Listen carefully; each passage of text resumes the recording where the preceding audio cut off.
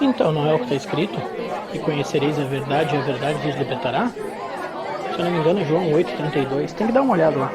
Depois a gente vê isso. Olá, tudo bem com você? Seja bem-vindo mais uma vez ao nosso canal. Hoje é sexta-feira e nós vamos estar dando continuidade aos nossos estudos a respeito dos julgamentos. Eu peço que, se você ainda não é inscrito nesse canal, dá um tempinho aqui no vídeo, vai ali, te inscreve, ativa o sininho para que você possa estar recebendo as notificações. E no final desse vídeo, deixa um comentário lá para nós, diz o que você está achando desse material, se você está concordando, se você está discordando, se você tem mais algum versículo a respeito do assunto para agregar.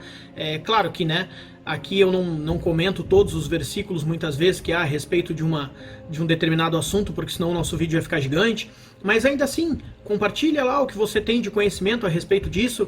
Eu tenho interesse também de aprender com vocês, de crescer junto com vocês, se você não viu o primeiro e o segundo vídeo dessa série a respeito dos julgamentos, você pode assistir eles de duas formas. Ou você vai lá no canal e clica na playlist a respeito dos julgamentos e assiste os vídeos que estão ali, ou você vai direto no vídeo 003 e no vídeo 004, e você vai estar, então, agora alinhado conosco, Nós já estamos no terceiro vídeo, você vai ter acompanhado o assunto do primeiro e do segundo, e isso vai te ajudar, inclusive, a entender esse vídeo aqui.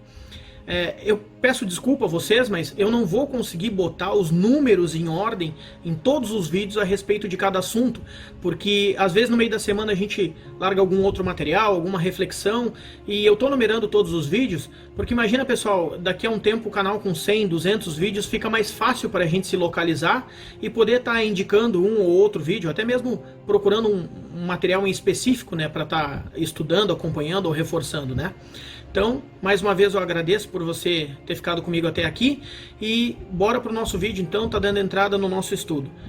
No primeiro vídeo, nós vimos que nós sim temos que julgar, inclusive a todas as coisas, e no segundo vídeo nós vimos que nós temos que julgar sim, começando por nós mesmos, Afinal de contas, é importante que nós venhamos a estar julgando as nossas atitudes, nosso conhecimento, a nossa sabedoria. E hoje, em específico, nós vamos estar falando sobre o pecado na igreja. Nós precisamos, irmãos, julgar o pecado na igreja. Qual é a importância de nós estarmos julgando o pecado na igreja? Pessoal, a Bíblia nos diz assim, Romanos 6:23.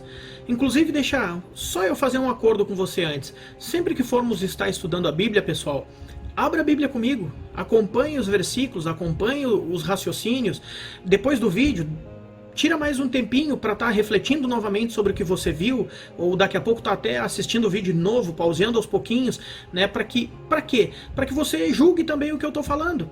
Muitos dos nossos estudos aqui, eles vão vir desconstruindo coisas que nós aprendemos talvez há muitos anos. Eu muitas vezes já até preguei sobre determinados assuntos, já falei sobre determinados assuntos, construí às vezes muitas coisas da minha vida em cima de determinado ensinamento, e quando eu recorro à Bíblia, puxa, era diferente, sabe? E a gente tem que ter essa humildade de reconhecer que, não, se você ouviu algo do irmão A ou do irmão B, e a Bíblia está falando diferente, então o irmão A e o irmão B não vale. O que vale é a Bíblia. Nós temos que permanecer sempre com a Bíblia. Ter essa humildade de abrir mão, muitas vezes, daquilo que nós carregamos durante anos, para estar pegando o ensinamento correto, da forma certa. Isso vai nos trazer muito mais benefício, tá ok? Vamos lá então, Romanos 6:23. Pois o salário do pecado é a morte, mas o dom gratuito de Deus é a vida eterna em Cristo Jesus, nosso Senhor. Amados, eu devo amar o meu irmão como a mim mesmo. Eu não quero a morte na minha vida, principalmente se ela for fruto de um pecado, se ela for o salário de um pecado que eu cometi. Se eu não quero isso para mim, e eu devo amar o meu irmão como a mim mesmo, o meu próximo como a mim mesmo, eu não devo querer isso para a vida dele também. Então sim, nós precisamos estar julgando o pecado no nosso meio. Nós precisamos estar julgando o pecado na comunidade a qual nós frequentamos, na igreja a qual nós frequentamos. Contudo, vamos dar uma olhadinha aqui, livro de Coríntios, capítulo 5. Vamos estar lendo os 13 versículos desse capítulo. Ele é bem curtinho, pessoal. Nós vamos ver ali Paulo chamando a atenção com muita força, de forma muito brusca, assim, nos nossos irmãos de Coríntios. justamente por causa de um pecado que havia no meio da igreja. E Paulo vai inclusive expandir mais, não só porque eu amo meu irmão e eu não quero para minha vida, né, uma morte que seja fruto de um pecado, não devo querer para a vida do meu irmão. Paulo também traz outros motivos ali. Vamos estar dando uma lidinha ali. Por toda parte se ouve que há imoralidade entre vocês, imoralidade que não ocorre nem entre os pagãos, a ponto de alguém de vocês possuir a mulher de seu pai. E vocês estão orgulhosos. Não deviam, porém, estar cheios de tristeza e expulsar da comunhão aquele que fez isso? Apesar de eu não estar presente fisicamente, estou com vocês em espírito, e já condenei aquele que fez isso, como se estivesse presente. Quando vocês estiverem reunidos em nome de nosso Senhor Jesus, e estando eu com vocês em espírito, e estando presente também o poder de nosso Senhor Jesus Cristo, entreguem esse homem a Satanás, para que o corpo seja destruído e seu espírito seja salvo no dia do Senhor. O orgulho de vocês não é bom. Vocês não sabem que um pouco de fermento faz toda a massa ficar fermentada? Livrem-se do fermento velho, para que sejam massa nova e sem fermento, como realmente são, pois Cristo, nosso Cordeiro Pascal, foi sacrificado. Por isso celebremos a festa, não com o fermento velho, nem com o fermento da maldade e da perversidade, mas com os pães sem fermento da sinceridade e da verdade. Já lhes disse por carta que vocês não devem associar-se com pessoas imorais. Com isso não me refiro aos imorais deste mundo, nem aos avarentos, aos ladrões ou aos idólatras. Se assim fosse, vocês precisariam sair deste mundo. Mas agora estou lhes escrevendo que não devem associar-se com qualquer que, dizendo-se irmão, seja imoral, avarento, idólatra, caluniador, alcoólatra ou ladrão. Com tais pessoas vocês não devem nem comer. Pois, como haveria eu de julgar os de fora da igreja? Não devem vocês julgar os que estão dentro? Deus julgará os de fora. Expulsem esse perverso do meio de vocês. Dá para perceber aqui que o Paulo estava sendo bem veemente com aqueles irmãos, bem firme com aqueles irmãos, certo? Ele comenta que há um pecado no meio da igreja, um pecado que inclusive não se via nem entre os gentios, e que os irmãos simplesmente não haviam feito nada. Em outras linguagens vai dizer, vocês sequer se entristeceram de que nada foi feito com o tal que cometeu isso entre vós. Amados, o pecado na igreja ele é muito perigoso. E nós vamos estar analisando aqui versículo por versículo o que Paulo quis dizer, porque chega um determinado momento, inclusive, que Paulo diz, entreguem esse homem a Satanás. Nossa, olha que forte isso. Será que nós devemos então agora sair expulsando todos os irmãos que estiverem em pecado na igreja? Se formos querer fazer isso, irmãos, não vai sobrar ninguém, talvez não sobre nem eu e você. Não é isso que Paulo está querendo dizer, né? Mas Paulo está querendo dizer sim o quê? Que também nós não podemos deixar o pecado continuar na igreja como se nada tivesse acontecido. Nós vamos entender isso ao longo do vídeo agora. No versículo 2 ele diz assim, ó, vocês estão orgulhosos, não deviam, porém, estar cheios de tristeza e expulsar da comunhão aquele que fez isso? Irmãos, para Paulo ter dito isso, provavelmente não é que aquele irmão tinha cometido um pecado. Provavelmente ele vinha cometendo um pecado.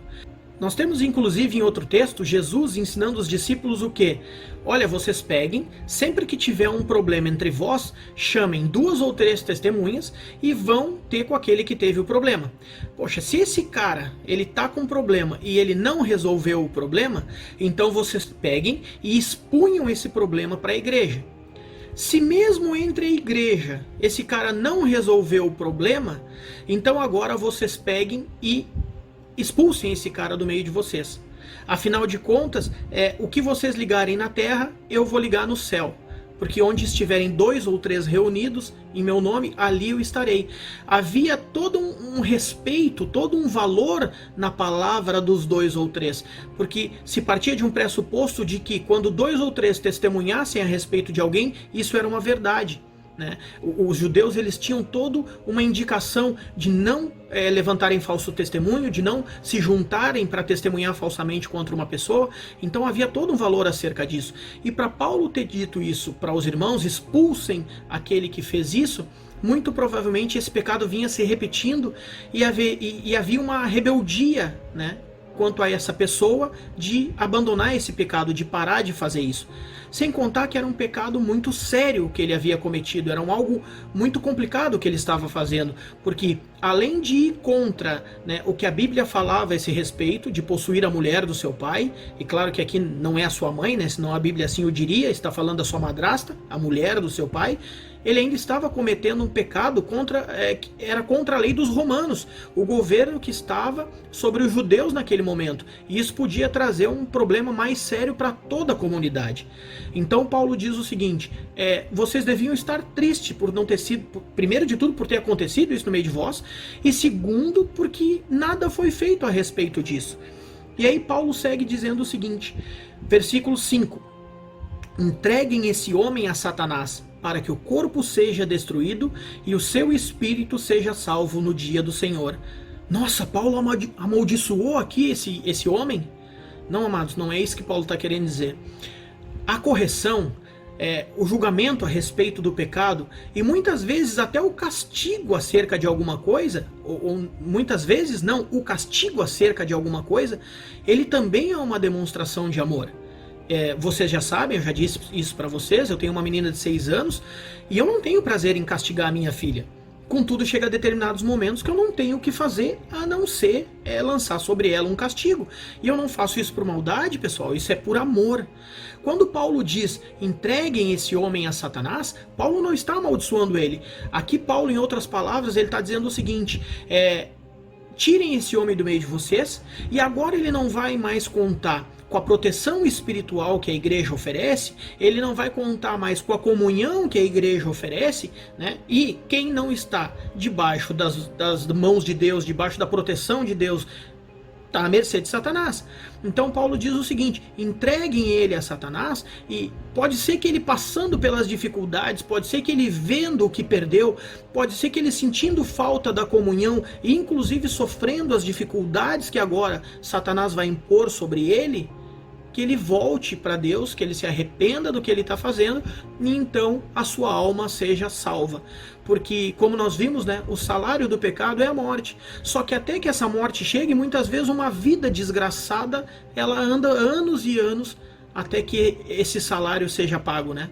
Então, essa era a esperança de Paulo, que esse homem sendo expulso do meio da congregação, ele agora então vindo a não ter mais a proteção espiritual da igreja, né? Não ter mais a comunhão com os irmãos, que querendo ou não facilita muito a vida do ser humano, digo isso por experiência própria, né? Eu sou gaúcho, estou aqui em Santa Catarina, e a igreja aqui me acolheu de uma tal forma que é para mim uma família fora da família. Então, o que Paulo está querendo dizer é que ele enfrentando toda essa dificuldade, ele possa se arrepender e vir então a ser salvo, né, no dia do Senhor. No versículo 6, irmãos, Paulo diz o seguinte, o orgulho de vocês não é bom. Vocês não sabem que um pouco de fermento faz toda a massa ficar fermentada? Olha a importância do que Paulo está nos dizendo aqui. Nós não devemos ter nenhum tipo de relacionamento com o pecado. Desde a primeira página da Bíblia, digamos assim, né? Não a primeira página, mas desde o momento em que Adão e Eva, eles acabam pecando ali e desobedecendo ao que o Senhor lhes ordenou, né? Começa então Deus a nos instruir acerca do pecado, começa então Deus a nos demonstrar o quanto o pecado é ruim, e a Bíblia traz todo o ensinamento acerca de que nós não devemos estar sequer próximo do pecado. A Bíblia diz fugir da aparência do mal, não é nem do mal, é da aparência do mal. E Paulo diz o seguinte, por acaso vocês não sabem que um pouco de fermento, ele é capaz de fermentar toda a massa? Em outras palavras, deixar o pecado acontecer no meio de vós pode fazer com que a igreja comece a entender, ou com que as outras pessoas, né, comecem a entender que aquilo é normal, que aquilo é aceito. É mais ou menos, você já deve ter ouvido essa frase, né? Ah, se o fulano fez isso, então eu posso fazer isso. Inclusive o que eu estou fazendo é até menor do que o que ele está fazendo. Nós temos, né, esses subterfúgios, esses lugares de escape, né? A gente tem a mania de nos comparar não com a vida de Jesus, mas com a vida do nosso irmão. Ah, eu fiz isso, mas o fulano fez bem pior, né? Então Paulo está dizendo o seguinte, esse pecado no meio de vocês, ele, por menor que seja, ele já é o suficiente para levar todos vocês ao pecado. Ele vai criando um tipo de relacionamento, uma amizade, e isso depois pode virar inclusive uma afeição pelo pecado. Então ele diz, vocês não sabem que um pouco de fermento serve para fermentar toda a massa? Amados, lá nos versículos 9 e 10, Paulo diz assim, ó, já lhes disse por carta que vocês não devem associar-se com pessoas imorais. E com isso eu não me refiro aos imorais desse mundo. Olha o que Paulo está dizendo, né? Eu não estou falando com o pessoal que está lá fora. Afinal de contas, o mundo ele é cheio dessas coisas. Se eu fosse dizer isso, vocês iam ter que sair desse mundo, né? Vocês não iam poder viver entre eles. Paulo continua dizendo no 11, né, no versículo 11, mas agora estou lhes escrevendo que não devem associar-se com qualquer que, olha, frisa isso, que, dizendo-se irmão, seja imoral, idólatra, caluniador. Então, queridos, nós precisamos entender assim, ó, sim, né, eu sou um cara pecador, sim, eu tenho muitos problemas, sim, eu carrego comigo muitos pecados, principalmente quando eu estou chegando, né? Contudo, nós que estamos há mais tempo, muito linkado ao grau de hierarquia que nós temos dentro da igreja, afinal de contas hoje, infelizmente, as pessoas dão muito respeito a isso, né? Eu vou confessar para vocês uma coisa, eu já trabalho há alguns anos gerenciando pessoas, e não importa se no local que eu estou trabalhando, o colega muitas vezes que vem ou me repreender, ou até mesmo me ensinar alguma coisa, ele está num nível hierárquico menor do que eu, porque afinal de contas, toda vez que esse cara me instrui, toda vez que ele chama a minha atenção, eu não preciso que o meu superior, o meu chefe, chame a minha atenção. Esse colega, muitas vezes, ele chama com a melhor das intenções, que é me instruir para que eu evite problemas. Pode ser que o meu chefe, o meu superior, já chame a minha atenção e fique marcado na sua memória que eu não sou o cara certo, que eu não sou bom o suficiente. Inclusive, nós já falamos, né, no vídeo anterior, no primeiro vídeo, que tem pessoas que dizem o seguinte, irmão, só Deus pode me julgar. Pessoal, olha a seriedade disso, né? Enquanto daqui a pouco um pastor, um irmão, um amigo te julga, você tem a chance de retroceder do seu erro e voltar e começar a fazer certo, né? Agora, quando Deus te julgar, ele já vai estar te julgando para saber aonde você vai passar a sua eternidade. Então, infelizmente, hoje muitos de nós não temos a maturidade de estar aceitando o que as pessoas estão nos falando. Lembra que a Bíblia nos dizia lá em Tessalonicenses? Julgai tudo, retende o que é bom. Ouça tudo, ouça a todos e guarde para você aquilo que tem serventia para sua vida. De resto, joga fora e continua amando o irmão, continua amando aquela pessoa que veio até você. Então, o que Paulo nos diz aqui? Que aquela pessoa que, dizendo-se irmão, nós podemos sim, pessoal, vir de fora, vir da rua, cheio de problemas, cheio de pecados, cheio de situações para as quais a gente age de forma imoral, de forma ilegal, de forma que não é aceitável nesse novo meio agora a qual nós estamos inseridos. Contudo, nós não podemos ficar assim para sempre, nós não devemos permanecer assim por muito tempo, né? Eu vou dar um exemplo aqui. Há, por exemplo, alguns casais, né, hoje frequentando a igreja que ainda não são casados. Tudo bem, tá tudo certo que eles venham assim. Agora eles não podem permanecer assim para sempre. Por quê? Porque nós pregamos que o casamento é uma ordem de Deus, é algo que Deus instituiu. Mas como é que nós aceitamos agora então no nosso meio alguém que não é casado? As demais pessoas, ou até mesmo os jovens que estão agora chegando nesse momento de estar ali fazendo o seu casamento, né, se juntando ali com a que vai ser a sua esposa, daqui a pouco pode entender, não, mas né, tá tudo certo, o irmão ali também não é, e tá tudo ok. Então, pessoal, a Bíblia diz, Paulo diz, né, expulsem de vós essas pessoas. Ele não está dizendo a todos e a todo momento. Ele está dizendo, aqueles que agora já instruídos, né, que se dizem irmãos, versículo 11, continuam agindo da forma errada, continua sendo avarento, imoral, caluniador, alcoólatra, ladrão, aqueles que se dizem irmão. Então, se você tá no nosso meio e já se diz irmão, já se entende agora como participante, né, da igreja, você não pode mais estar cometendo tais coisas. E cabe aos demais irmãos entender que manter isso em nosso meio é o pouco de fermento que pode levedar toda a massa. Pode fazer com que outros irmãos venham a estar agindo igual. Finalizando, pessoal, versículo 12 e 13. Pois, como haveria eu de julgar os que estão de fora da igreja? Paulo está dizendo, eu não posso julgar quem está lá fora. Né? Isso aí Deus vai fazer.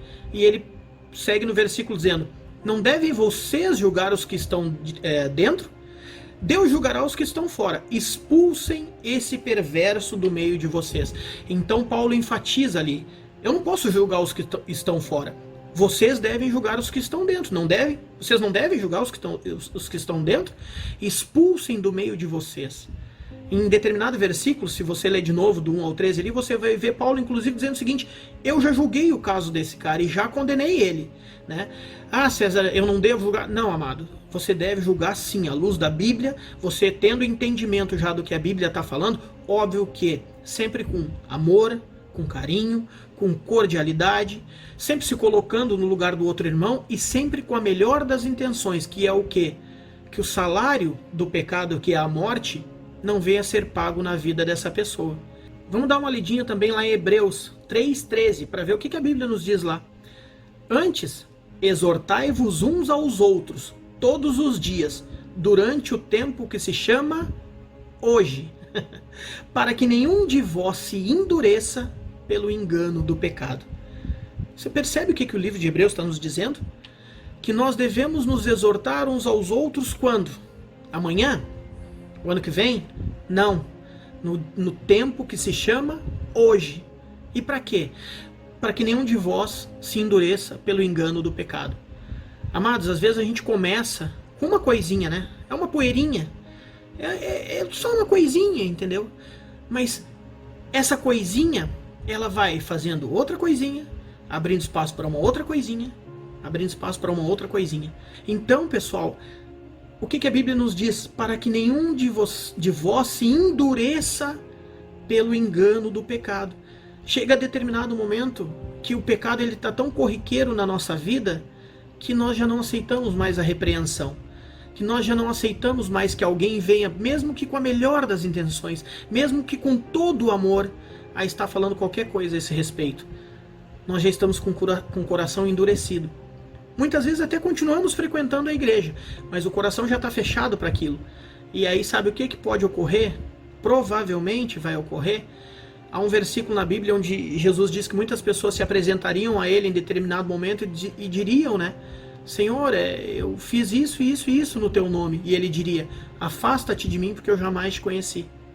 Amados, se o nosso coração já estiver endurecido pelo pecado, por falta de exortação, por falta de que alguém venha estar nos chamando, né, a atenção, venha estar daqui a pouco nos dizendo, né, a respeito daquilo que nós estamos fazendo, analisando e identificando que nós estamos agindo errado, não adianta, nós estamos dentro de uma igreja só perdendo tempo. Então, eu peço a você, agora que nós estudamos isso, reflita um pouco mais a esse respeito.